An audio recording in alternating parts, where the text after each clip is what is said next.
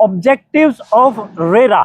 Hello friends, I am Dr. Kavita Dalal. I am Dharmendra Dalal. We are your property consultant. नाम के भी दलाल और property के भी दलाल.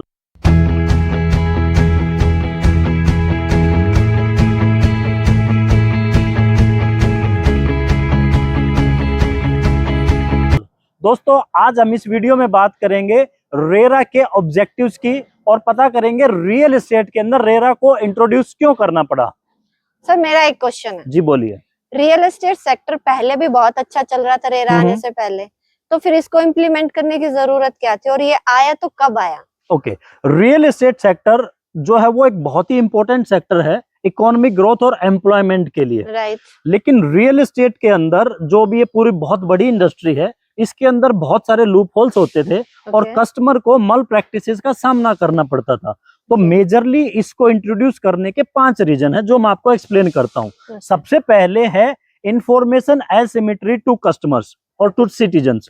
तो लोगों को अलग अलग टाइम पर अलग अलग इंफॉर्मेशन दी जाती थी. आपका एजेंट कुछ बताता है, आपका बिल्डर कुछ बताता है, आपको आपका जो बैंकर है वो कुछ बता देता है, लोन कितना चाहिए, क्यों चाहिए, ऐसी बहुत सारी जो इंफॉर्मेशन थी वो सिंक्रोनाइज्ड नहीं थी, एक दूसरे से जुड़ी हुई नहीं थी. आप कुछ बोल रहे हो, मैं कुछ बोल रहा हूँ, सामने वाला कुछ बोल रहा है, तो इंफॉर्मेशन एसिमेट्री बहुत ज्यादा थी. दूसरा था no proper forum for grievance redressal for consumers.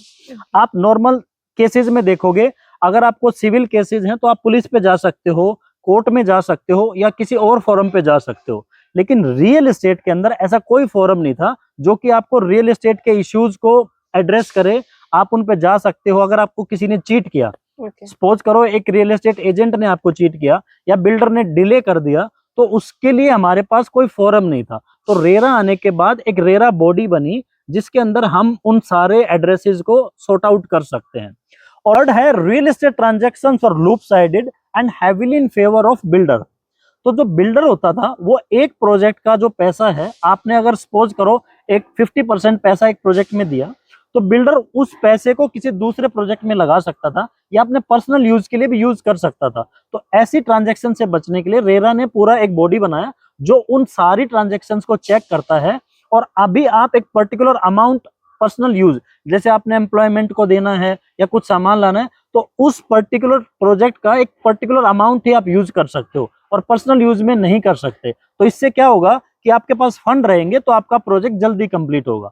और फोर्थ है sundry abuses and malpractice. इसके अंदर मल प्रैक्टिस बहुत ज्यादा होती थी. As a real estate channel partner आपको कोई गलत इंफॉर्मेशन दे सकता था, आपको ये बेवकूफ बना सकते थे कि ये पर्टिकुलर प्रोजेक्ट 6 महीने के अंदर कंप्लीट हो जाएगा या 1 साल में कंप्लीट हो जाएगा, या यहाँ पर आपका ये एक्स प्राइस है या वाई प्राइस है. तो बहुत सारी मल प्रैक्टिस होती थी. इवन बिल्डर भी आपको चीट कर सकते थे, आपसे 10% ले सकते थे, आपसे 50% ले सकते थे. लेकिन रेरा आने के बाद अभी इतने सारे रूल एंड रेगुलेशंस आ गए, इतने सारे बहुत सारे हर चीज को एड्रेस करने के लिए एक सिस्टम बन गया, तो आप उनमें मल प्रैक्टिस बिल्कुल खत्म होगी. तो क्या हम इसमें रेरा में देख सकते हैं कि आपका पोजीशन डेट कब हो सकता है? यस, रेरा ने हर एक स्टेट के लिए अलग अलग रेरा बॉडी है, तो उनके अलग अलग वेबसाइट बनी हुई है. अगर मैं महाराष्ट्र की बात करूं तो महारेरा है, और महारेरा की साइट पे हर चीज दी हुई है. आपका बिल्डर की इंफॉर्मेशन, आपकी एजेंट की इंफॉर्मेशन, कितना प्रोजेक्ट कंप्लीट हुआ है, उसमें क्या स्टेटस है, आपके ट्रांजैक्शन, हर चीज देख सकते हो.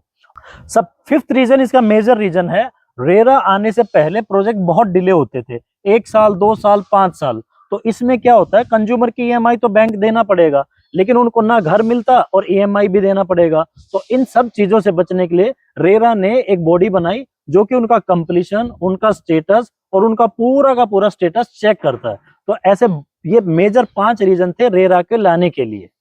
सर रेरा कब इम्प्लीमेंट हुआ? रेरा को एक्ट 2016 भी कहा जाता है क्योंकि ये 2016 में इंट्रोड्यूस हुआ था और उसके बाद इसको ऑपरेशनल होने में 1 साल लगा. तो हम कह सकते हैं रेरा 2017 में आया था. क्या रेरा सिर्फ महाराष्ट्र में ही है?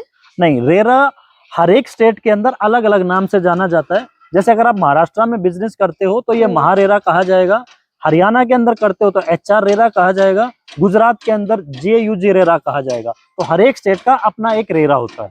तो ये रेरा मतलब कुछ सर्टिफाइड करने के लिए कुछ करना पड़ता है क्या? यस, आपको एजेंट के लिए एक सर्टिफिकेशन प्रोग्राम होता है। जब आप बिल्डर के साथ नया प्रोजेक्ट पे काम करते हो तो only those agents can work who are certified by RERA. Okay, ये ऐसी बहुत सारी इंफॉर्मेशन है। थैंक यू सर, आज आपने बहुत अच्छी नॉलेज दी मुझे। अब अपना घर ढूंढने में कोई दिक्कत नहीं होगी, कोई भी दिक्कत होगी तो मैं रेरा पे जाके सर्च कर सकती हूँ। Thank you so much. Yes दोस्तों, आपको अगर हमारी ये वीडियो पसंद आई तो please share, like, subscribe and comment. Thank you very much.